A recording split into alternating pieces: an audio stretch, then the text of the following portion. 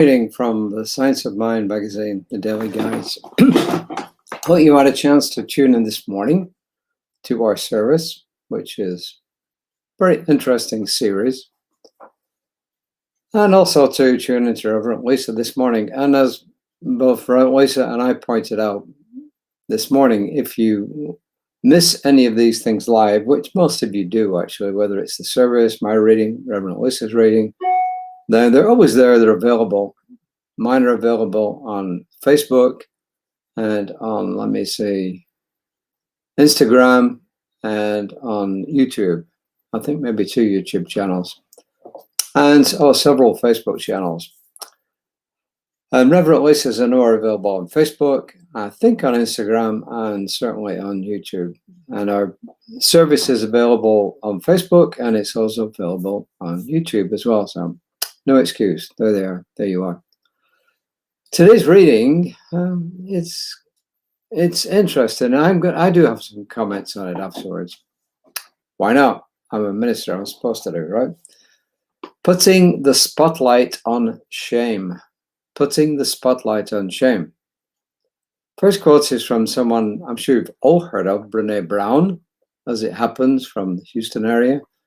Owning our story and loving ourselves through that process is the bravest thing we'll ever do. Owning our own story and loving ourselves through that process is the bravest thing that we will ever do. Ernest Holmes in Creative Living, I'm not sure if I have that publication or not, probably somewhere behind me there.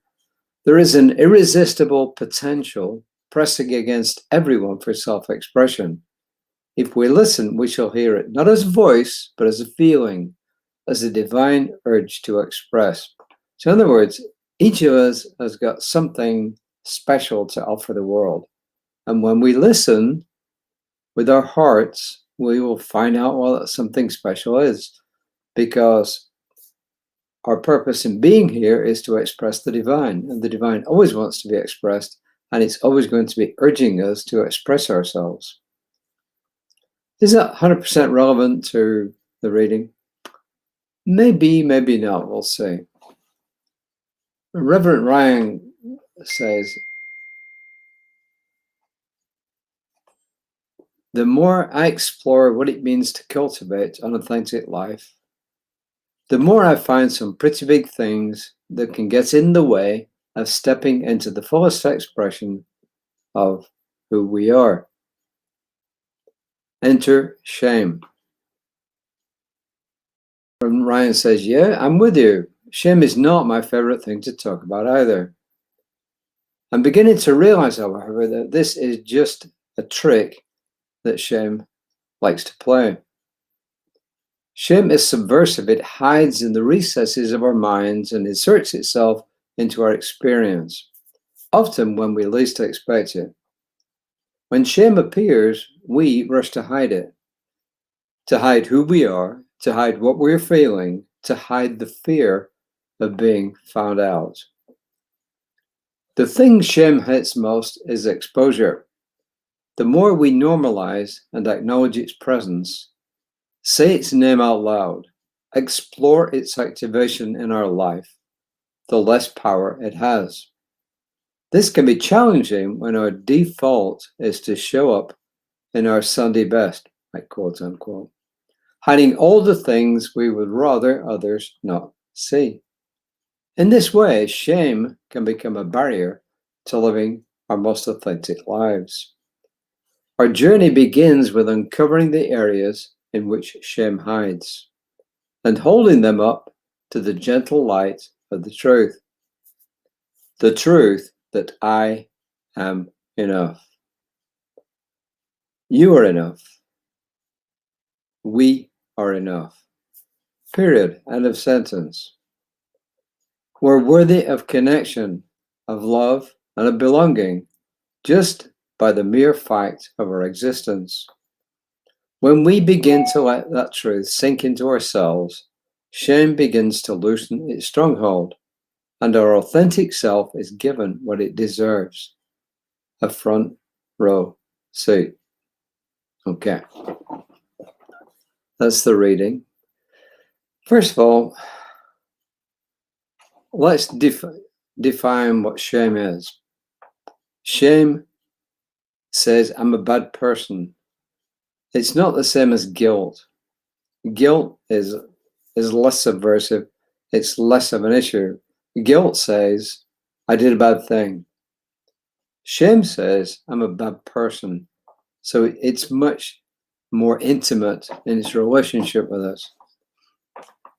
And it's all very well to say that when we acknowledge its existence and let it out into the light, that things start to get better. That is true.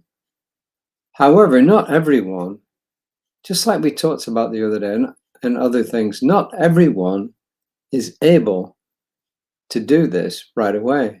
Some people need help doing it just because of all the trauma that they've lived through.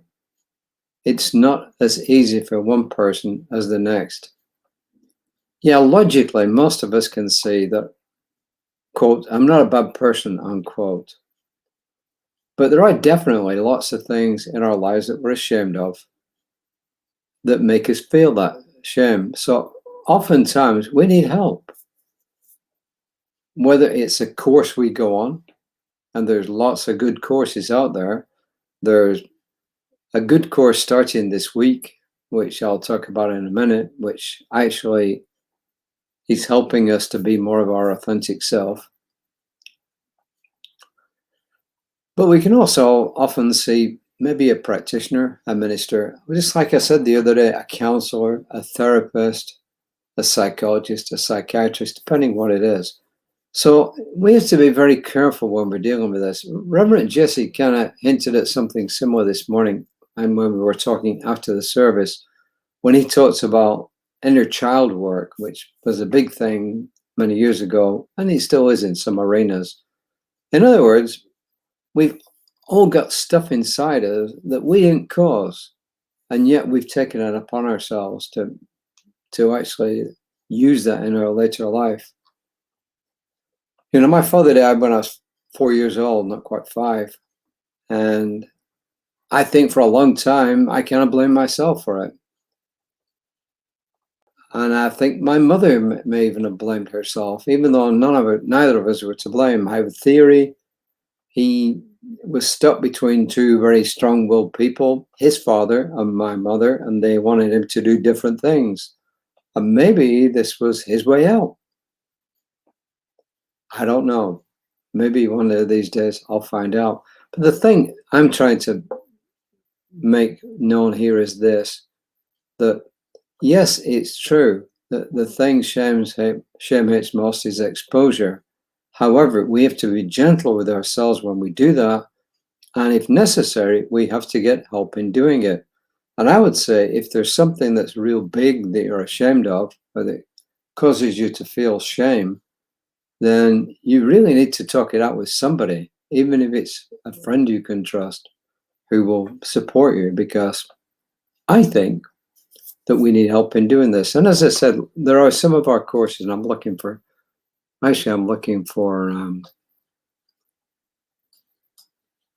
this week's letter, weekly email. Of course, can't find it right now when I want it, but yes, here it is, because I want to get this right.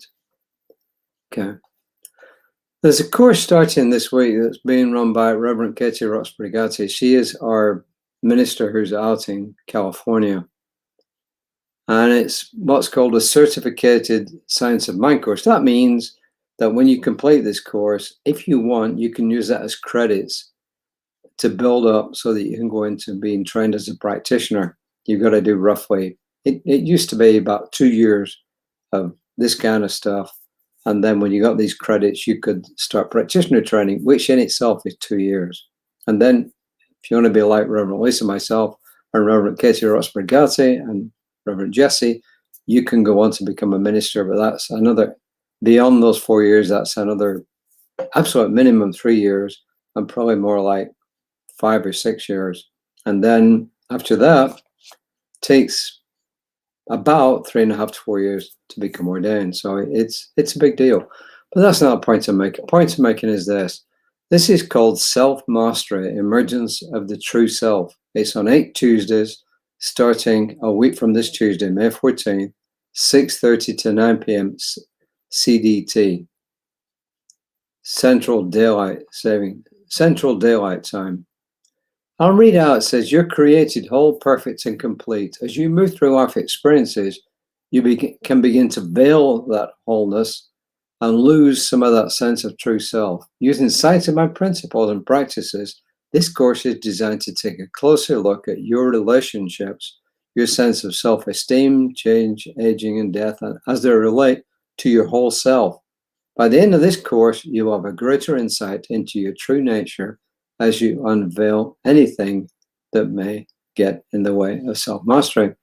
If you don't have the weekly email, as we said down there, you can easily get it by going to, let me just move this out of the way, by going to sending an email to info@creativelife.org, or if you text me, 832-271-0717, I'll send you the link, which is kind of cool. So that is really my take on this, that I think, yes, what Reverend Ryan is saying is absolutely true. However, there'll be different people, there are different ways of doing this. And if you've really been through really hard times, then you really need to take it easy as you go through this. The affirmation is a good one. I'm enough, you are enough, we are enough. I'm enough, you are enough, we are enough. So if that course really interests you, then you can sign up for it. The email is to sign up for it is in the link there. If you need that link, you can ask me and I'll send you the link. All the courses that we run are really, really useful in helping you become a developing person.